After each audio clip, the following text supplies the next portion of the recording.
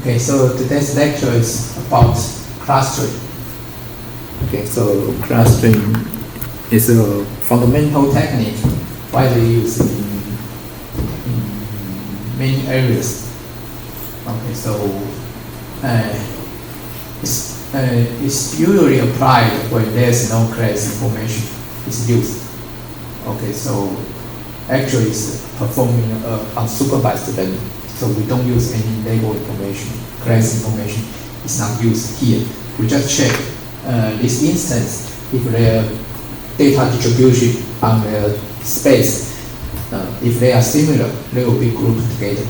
Okay, so the clustering try to divide the instance according to their distribution into some groups. And here is the basic hypothesis for clusters. So documents that are in vector data points, if they belong to the same cluster, we think they have the similar features. Okay, they should behave similarly. And so that if we, according to our information retrieval, given an information need, okay, so you can, if the query, the given information need, okay, and of the query is close to the clusters, so we can assume that all the data points belong to the clusters because they are close, also close to the query. So they should satisfy your query and the information needs. Okay, so the basic assumptions about the clusters. Okay, and there are many applications based on this cluster hypothesis, like the nearest neighbor search, like information retrieval, and so on.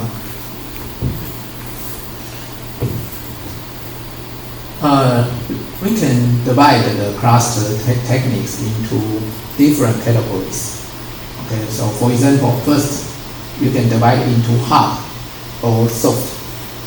Hard means each data point is belong to only one cluster, and soft means the data point can belong to many different clusters. Okay, so it's called hard or soft.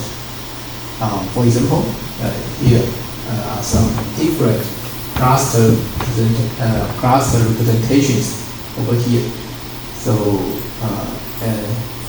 for this figure, we show there are several data points. I use the ABCD to represent these data points, and you can see in this space I use two hyperplane or two straight line to divide the space into three subspaces.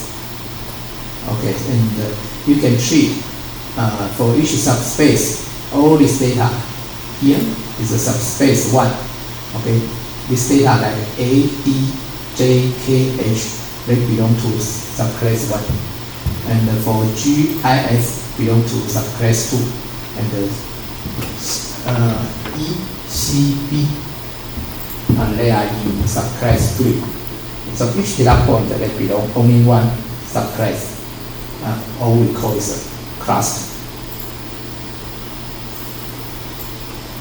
Okay, I should not use subclass, okay, because subclass is related to class. But in cluster, we don't want to relate it with class information. Okay, so I should use cluster. Okay, so we divide the space into 3 clusters, and each data point belong to only one cluster. Okay, so it's called a hard cluster. But here, in this figure, we can see we use a different representation to represent the cluster. Okay, you can see the three ellipses, and each one you can treat them as a Gaussian function, like a Gaussian density function. Okay, so we use the Gaussian density function to describe the data membership belong to the clusters.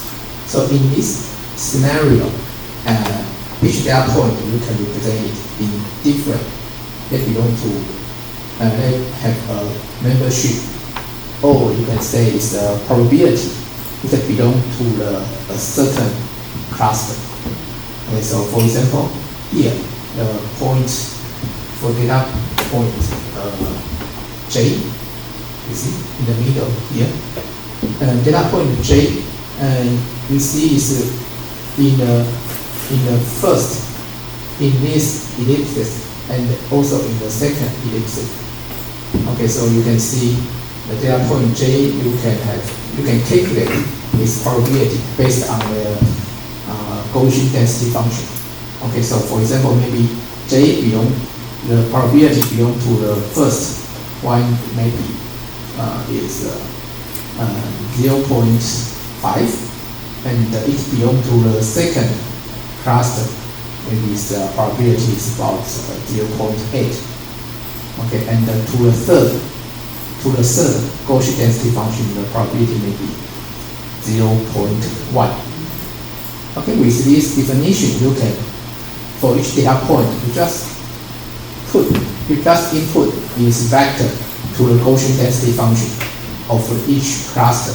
Then you can calculate its membership value, or we call the probability. You can use the probability to represent its membership for each cluster, like this. So here you can see in this figure, for data point A is the membership value. It's like for class A is 0.4, for class 2 0.1, and for class 3 0.5. So with this scenario, it's called a soft cluster. Okay, any problems for the definition?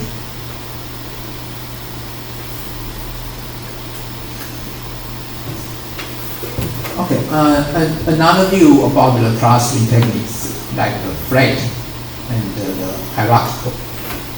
Okay, all these clusters, they are the flat clustering, but a special clustering technique called a hierarchical clustering, like this.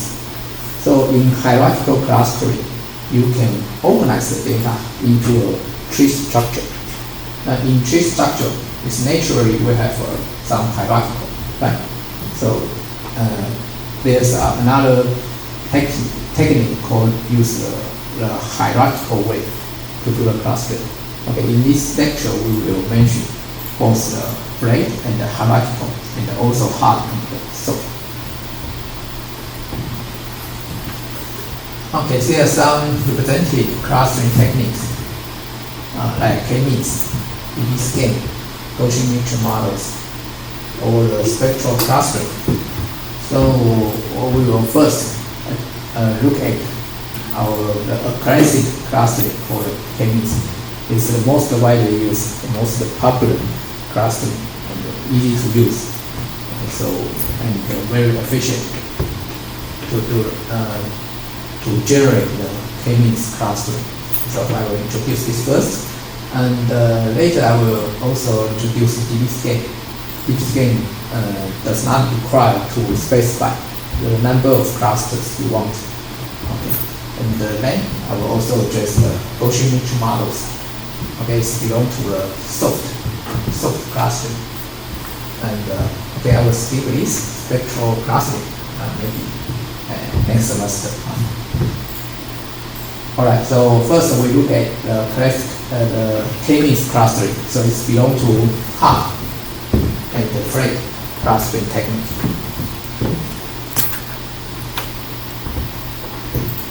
Okay, this is the algorithm for K-means clusters. Okay, the algorithm, here are 4 steps. Okay, first you have to choose how many Ks you want to use. So K-means, the K space is to specify the number of clusters you want to generate.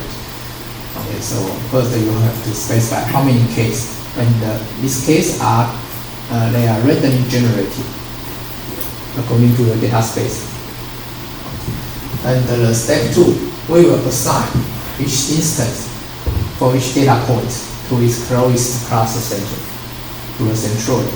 Usually it's based on the Euclidean distance. And that step 3, we will compute the cluster centers by computing the average of the instance belonging to the cluster. Okay. And then step 4, we will repeat the step 2 and step 3. If we find that the cluster center is not converging, it's still null, it means your cluster is not stable. So there are always some new points is removed or added. Okay, this makes your cluster center null. Okay, so it's not converging yet. We will repeat step 2 and step 3 until it's converging.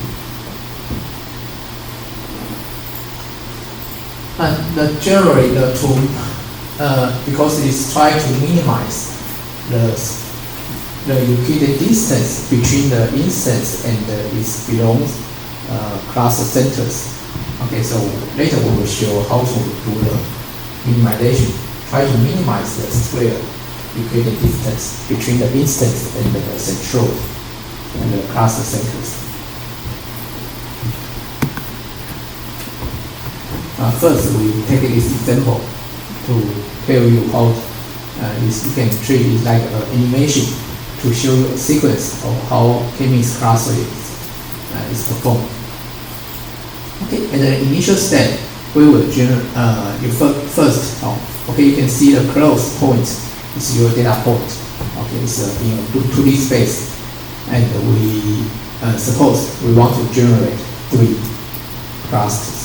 Okay, so then we will randomly generate 3 cluster centers. Okay, so you can see that randomly generated,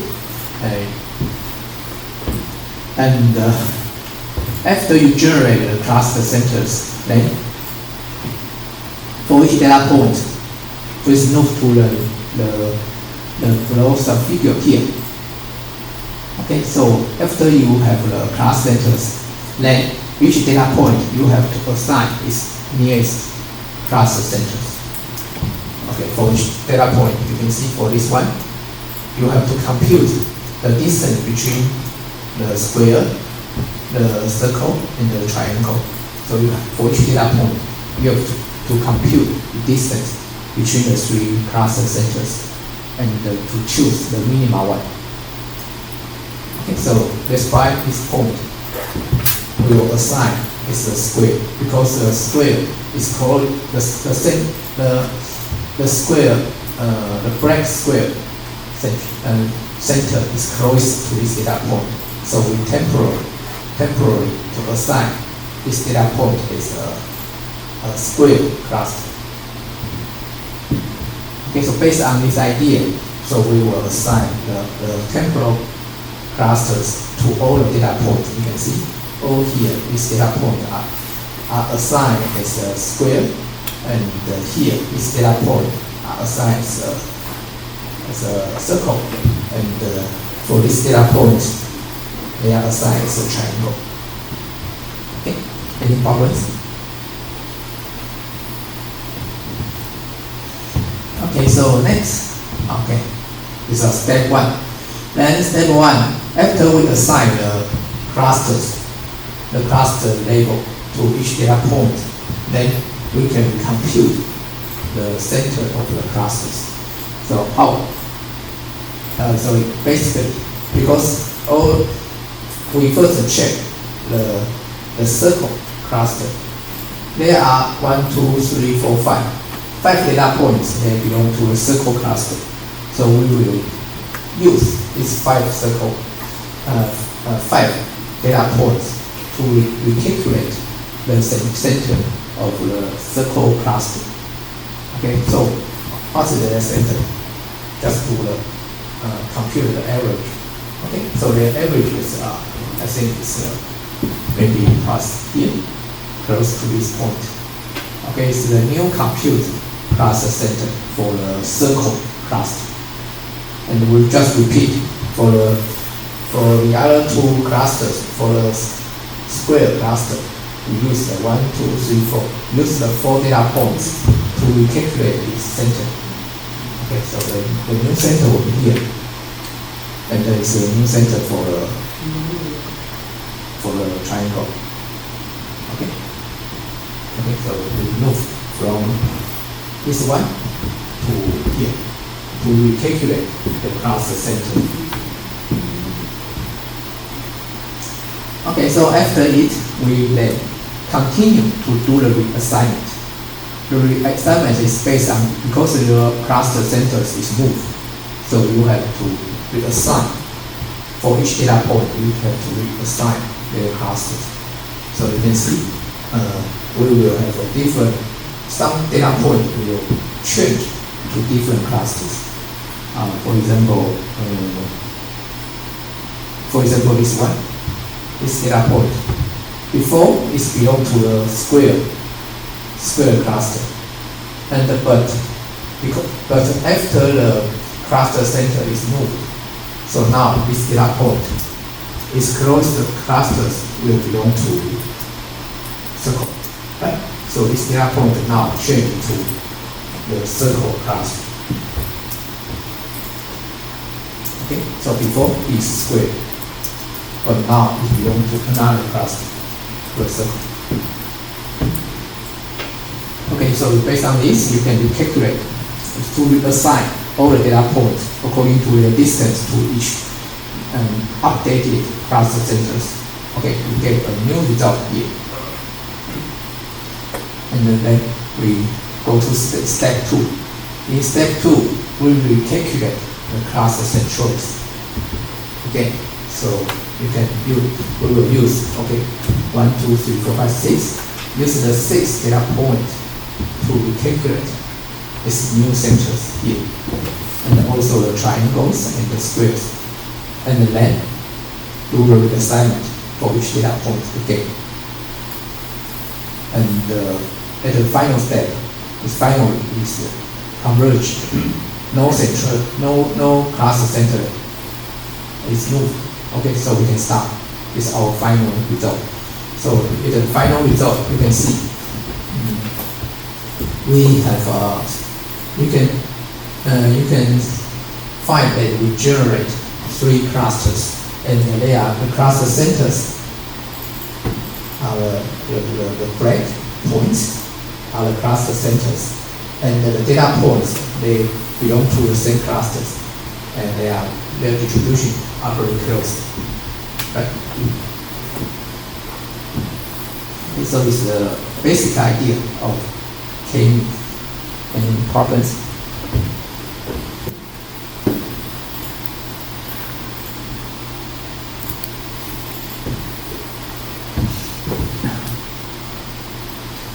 Okay, so how to, if we want to use some mathematical expression to illustrate the K-mean process. So here are some explanation for K-means. Okay, so give the data set from x1 to xn. You have an n data set, or called n observations instances. They are distributed on a d-dimensional Euclidean space. Okay, and also we have to define how many clusters. Okay, here we call the cluster centroid. In some areas they call the centroid as the prototype. So we have centroid sets from mu1, mu2 to mu k associated with the k cluster.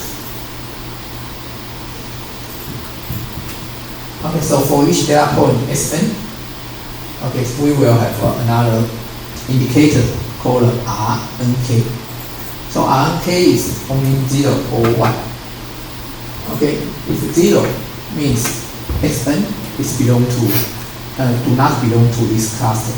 Okay, if it's 1, for example like this, Rnk is 1 means the data point Sn belong to k clusters. Okay, so we will give this 1. Otherwise, for the other clusters, we will assign as 0. So only one cluster will be assigned as 1. It's like a 1 part. Okay, all the others are 0. Like a 1 part encoding. Okay, so we call use indicator RNK. And this is our distortion measure or the loss function. This is placed like this. Okay, this distortion measure tries to summarize all the data points from n from 1 to n, and summarize all the clusters from for the k. And this is a distortion here. The distortion is computed as basically you can see if the xn here first is the indicator. Indicator is 0 or 1. So if the xn is belong to case cluster, the RNK will be 1. Okay.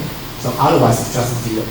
So you only need to consider the data belong to the data points belong to the case clusters. So you just want to make this the Euclidean distance. Here you see it's a Euclidean distance between your xn points to the Euclidean and to the centroid. So we compute the Euclidean distance. And the general idea is we want to make this to be small. The total loss should be small, right? So it's the loss function for k-means. Any comments? Okay, so based on these definitions, okay, how to optimize to find the best RNK.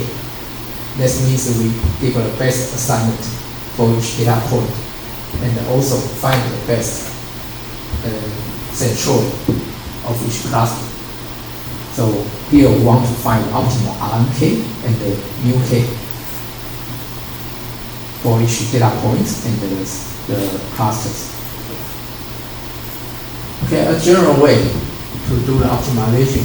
Okay, first you can think about use the derivation, right? Use the first order derivation and set it to be 0. Okay, so you can use it's a general way to find the optimal parameter for this loss function. But unfortunately, it cannot be solved in this case.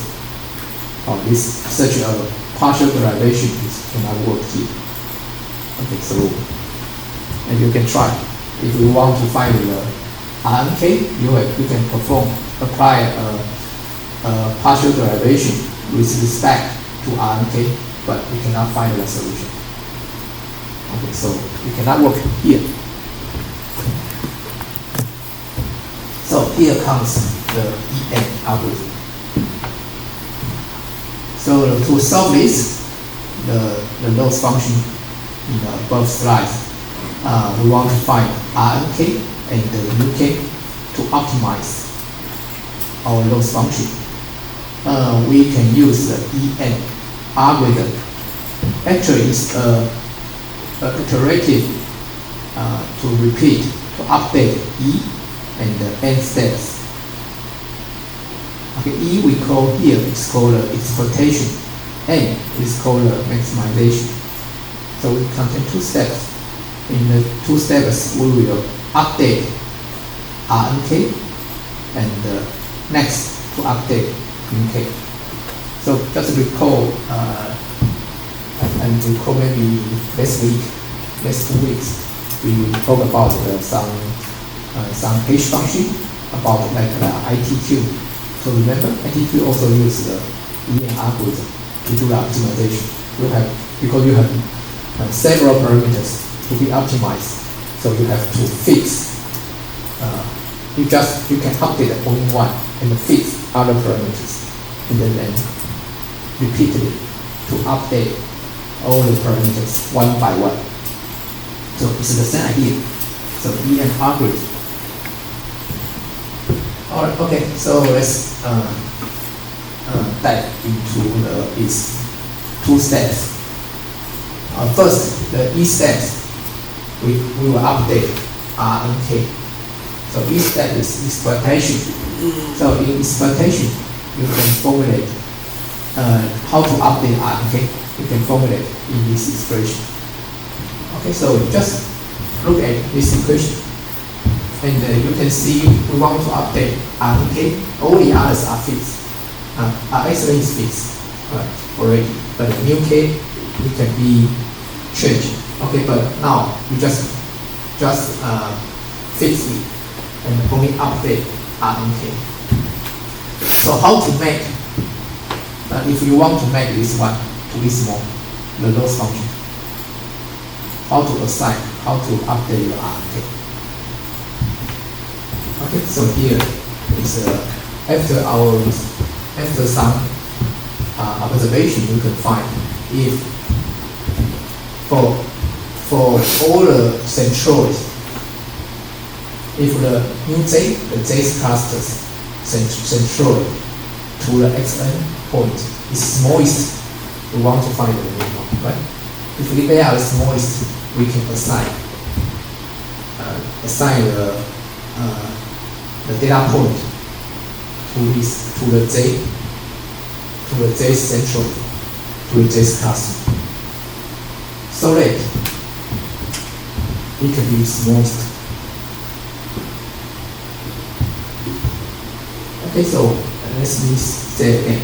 For RNK, it means for data point n, I just find which centroid has the smallest distance to the xn point, and assign xn point to this centroid, to this cluster. Okay, because it's smallest, then I assign it as 1. Otherwise, just assign 0. Okay, because you have to assign at least 1, only 1. You have to assign only 1 cluster for each data point. So just assign the data point to the smallest distance centroid. Okay, it's reasonable, right? So just based on this philosophy to do assignment. 好，这样可以理解吗？好，就是看谁距离最小，我就把这个 xn assign 给这一个 cluster。这样的话，我这样的话，我这一个也可以的意思，我这个 loss function 就会是最小，对吧 ？Okay, so it's called the E step. Okay, so after the to update the RNK, then next the N step we will fix RNK and to update mu k. And to update mu k, so we check the loss function again, and now we want to update mu k. So to update mu k can be, now we can use the partial derivation with respect to the mu k. Okay, here is a derivation. Okay, so you can see basically this derivation can be derived like this, and set it to be 0. And then we just move the mu k to the left hand side, and all the other terms move to the right hand side. Okay, so you can find the result. The mu k is actually, you can find a solution like this. And how to explain it? This equation just specify that. You can see the denominator here is how many data points belong to the case cluster. Okay, I want to calculate the center of the case cluster. Okay, so the denominator is means how many data belong to the case cluster, and the numerator is all these data point xn belong to the case clusters. I will calculate sum all them together. Just sum all the vectors together, and divided how many data belong to this cluster. It's just calculate the average. Right? All the data points belong to these clusters, and I just sum them together and then divide it by the number of the cluster size. It's just calculate the average of the data points belong to this cluster.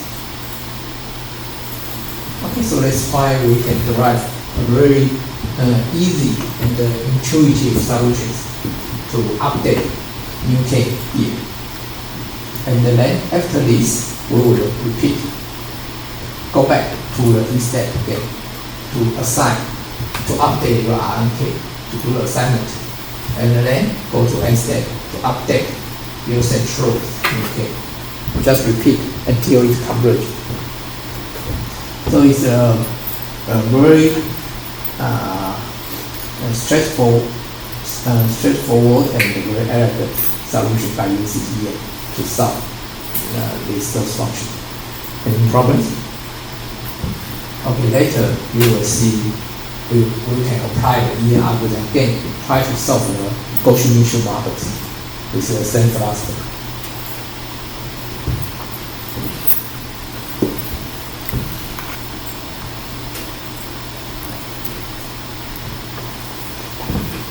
Okay, so here we show an example again to make you more comprehensive about the algorithm means. So here we have you can see at the bottom left figure, you can see we have a data point in green, and green point is our training data. Okay, without any label information here. And suppose we give two random centroids, blue one and red one. So we have a blue cluster and a red cluster. Okay, it's subfigure A.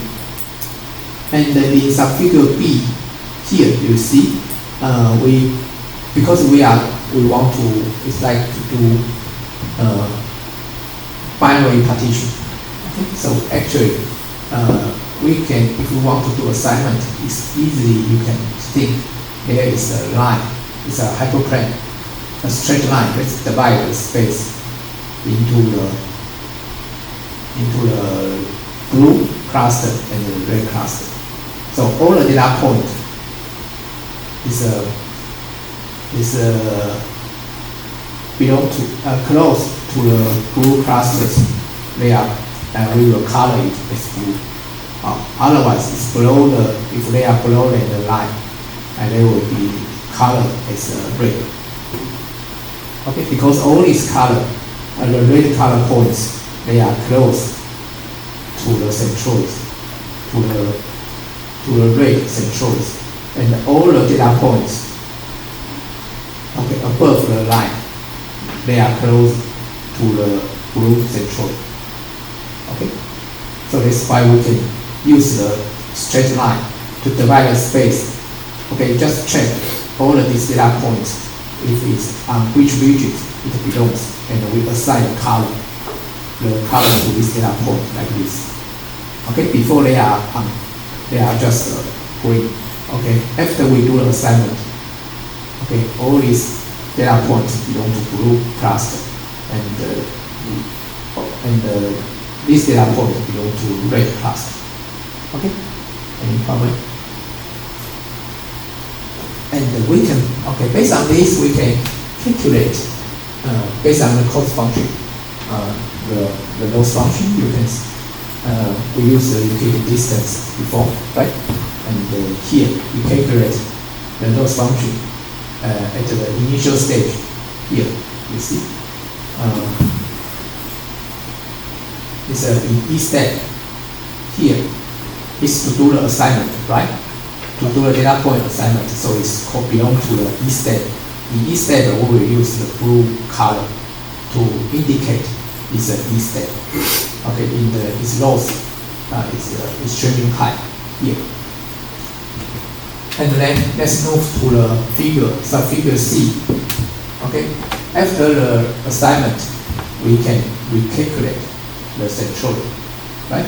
So we based on these points, we recalculate the centroid here. You see, before it's here, now it's moved to this place. And for the red cluster centroid, it's moved from here to here. Okay, we just calculate this data points average. And after this assignment, you can recalculate the loss function again. You can see this one is the end state, maximization state. Is loss function reduced a lot after the first iteration. The E state, end state, so corresponding to the E state, end state, that belong to the first state of the K-means cluster. Okay, any problems? Okay, then next we continue for the figure D. For the figure D, you see, okay, based on the new updated centroids, the blue one and the red one, okay, you can find a hyperplane, a boundary, okay, to divide the space into two again. And all the data belong to this part. They are blue cluster, and the upper region is the red cluster. Okay, so now we can do the same assignment. All the data points, they belong to blue, and here this data point belong to red. And we can calculate in the E state about the loss function here. We further reduce the loss. Okay. And then move to the figure E. Figure E, you can see here we will apply the end state. In end state, we will calculate the centroid of the blue cluster and the red cluster. So you can see the blue cluster is moved from here to here. Okay. And the red is also moved, but it's moved just a small distance to here. And we can compute this loss function again. It's further reduced, but the track is getting smooth. Okay, so the second step of EM algorithm of the figure D and E for the second step. Okay. And we continue to do repeat the process for F until I.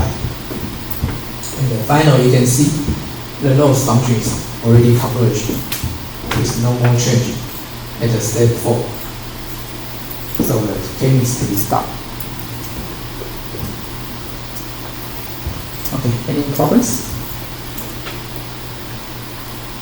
好，有没有什么问题？这样我看有问题吗？我看你好像做都没懂，可以了解。有没有什么不清楚的？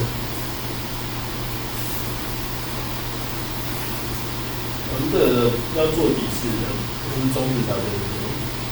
终止条件通常我们都是设，比如说你就跑100次、50次还是100次。好，那如果它都不停，因为你可以 check the loss function， if the loss function is 0 or just below a predefined threshold, maybe 10 to the minus 8 for example， 有10的负8次方，一个非常小的数字。好，你就 if your loss is below a certain threshold, you can stop, or you can set the max iteration times. For example, maybe you just run the EM maybe 50 times or 100 times.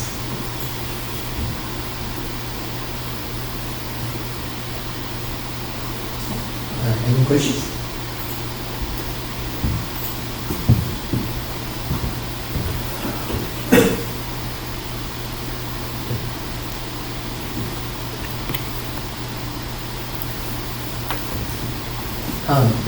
These figures I just copied from a textbook, and again it shows how to apply the K-means in compression, in signal processing, or for the compression to compress your image. Okay, you can see the right hand side is your right part is your original image. You see the image is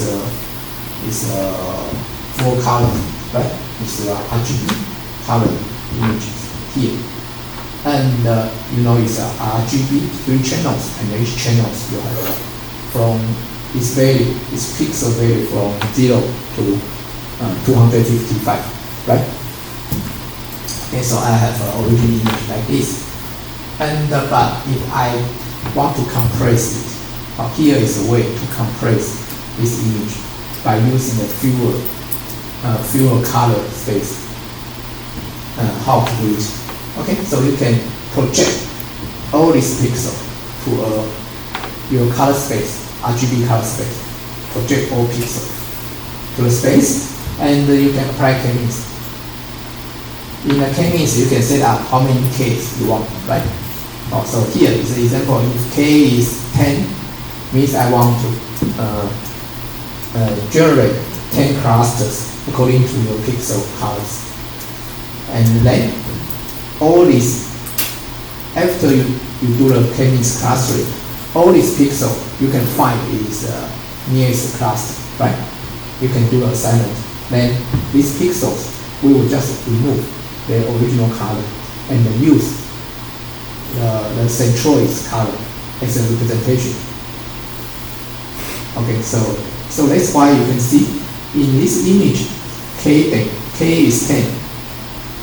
When K is 10, okay, so it means each pixel is assigned to one of the 10 clusters, and I use the cluster center as its representative color.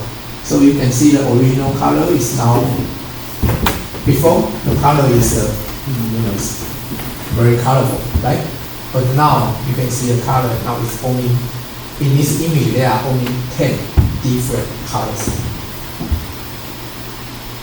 Okay, so you can see the image now is, the quality is reduced.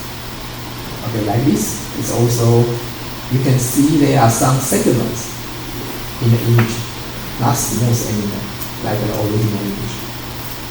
And then you can continue. Another example shows if K is 3. This means you only use 3 representative colors to represent each pixel. So you can see the colors, only 3 different colors in this image. And then this is K is 2, only 2 different colors, just blue and a brown color, only 2 colors. Okay, so you can use it to compress your images, but if your compression ratio is too high, like you only use use only 2 clusters to represent the image, you see the image quality is very low. And another application is we can use it to do image segmentation. So based on this, the segmentation is based on the pixel color. Okay, so you can see at K is 2, you divide the image into 2 different colors, and use different colors you can as different segmentations. Okay, so you can see here we have blue segments and the brown segment. Right? You segment the image into 2 parts. So you can also use this idea to do image segmentation. It's not like the deep learning is like the semantic segmentation or instant segmentation. Okay, so it's a very simple way. Just use their color with K-means technique to do a very simple image segmentation, and or you can apply it to do image compression. And then the bottom figure also shows a similar phenomenon. This is the original figure. Here we compress it into 10 representative colors, and only 3, only 2. And you can see we can also perform, we can treat, we have 2 different segments here by using different colors to represent the segment. And here we have 3, here we have 10 segments. Okay, any problems? So it's a very interesting application. You can use it in image processing.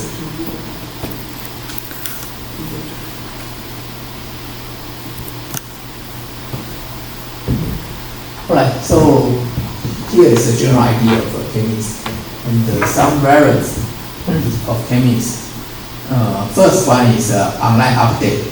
For online updates means your data, you will update, you will have a new data come, or some data will be deleted. So it means your database is always changing. Okay, if the database change, then it means you have to run the k-means again. Well, but the computation cost will be a lot. K-means clustering is a very time-consuming algorithm. Okay, so it's impractical if your database is large, but it's frequently updated. So then you frequently run the k-means algorithm is impractical. Okay, so there's some other ideas called online update. So it means when there's a new data point Sn come, and then you want to update. Suppose this data point Sn belongs to the case centroid. Okay, so you don't need to run the k-means for the whole data set. No, we don't want to do this. Okay, you just do a very lightweight update like this. This means your new centroid of your data point of the class K. You just use this previous centroid plus eta. Eta n is a small frame rate. How to use it? You just set by yourself. Okay, and the time is your new data point Sn and its distance to your previous centroid. So the general idea can be explained like this.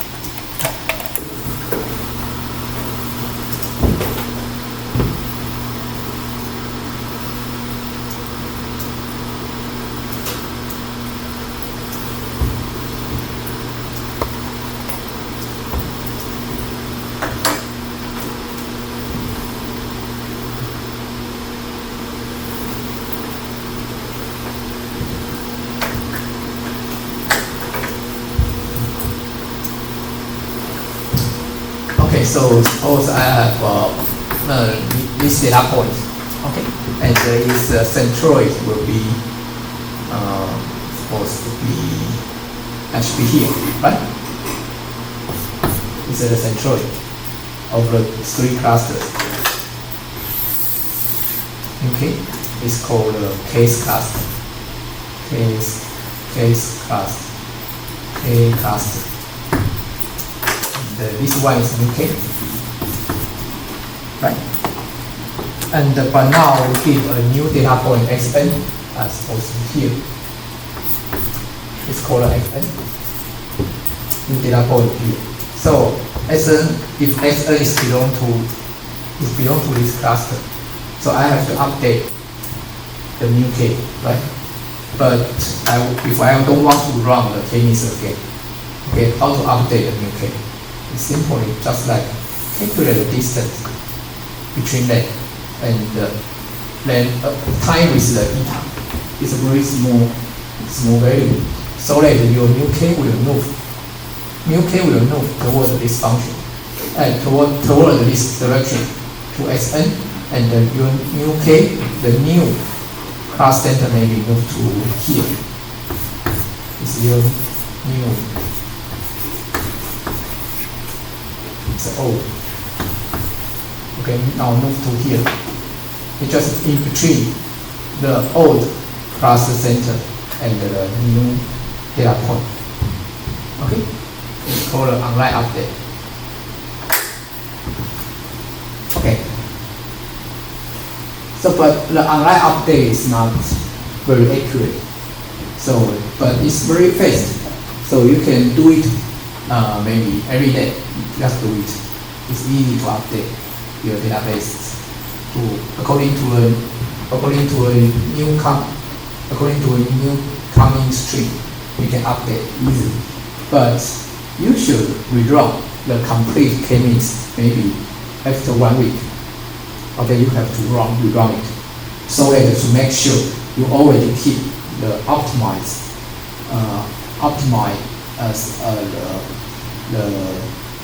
the cluster centers.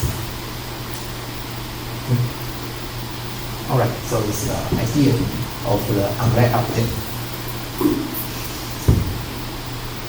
Okay, so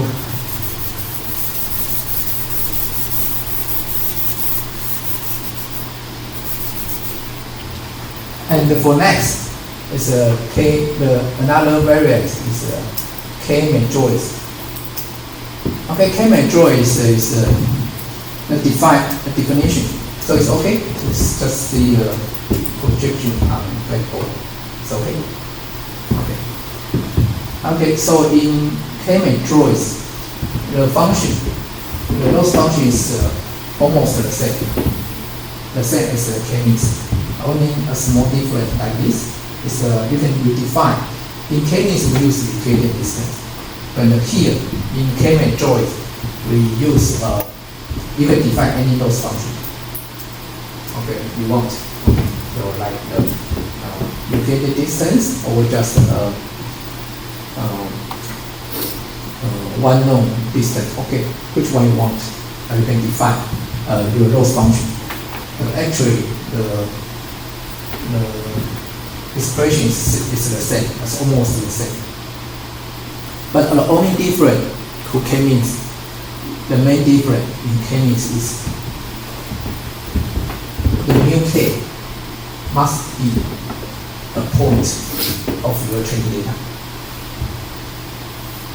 Okay, so here I illustrate the idea. So suppose before we have the 3 data points and their centroid is here, right? Called the mu K. But if your cluster, you have another cluster. This data is also belong to the mu K and to the case cluster. Okay. So if your cluster like this data point is an outlier, it's a noise. But in your training data, we don't know it, right? We don't know which data are noisy or not, right? So we just treat just based on the algorithms, and you find these 4 data points. Okay, they belong to the same clusters. And when you use these 4 points to determine, to calculate your centroid will be maybe here, right? Because it's moved to the outlier. You have to consider the outlier, right?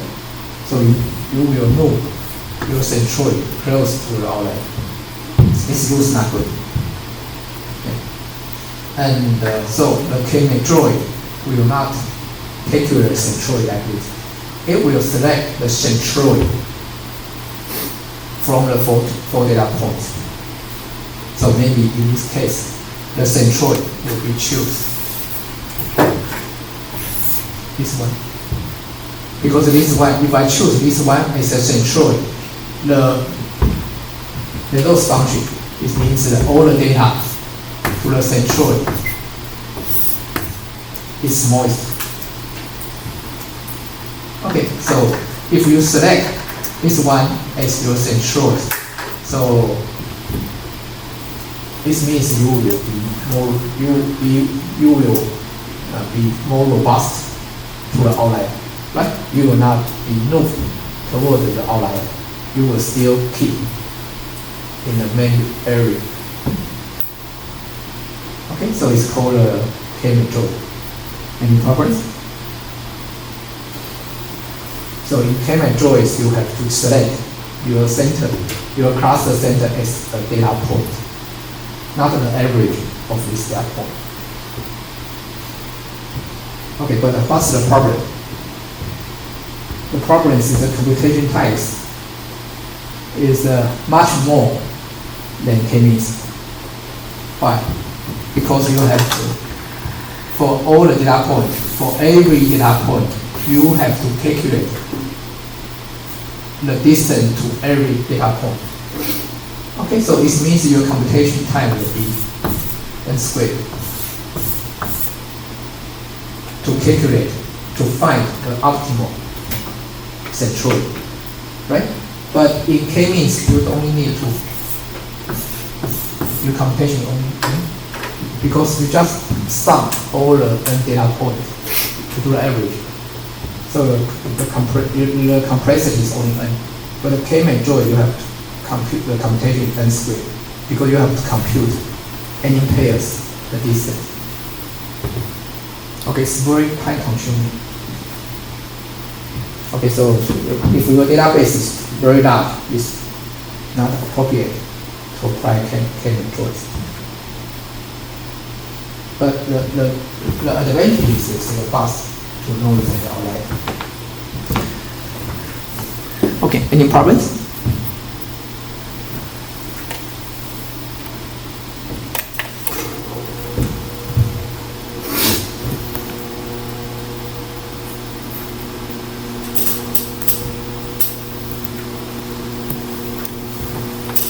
Okay, so let's take a break. And next we will continue how to evaluate the classic quality.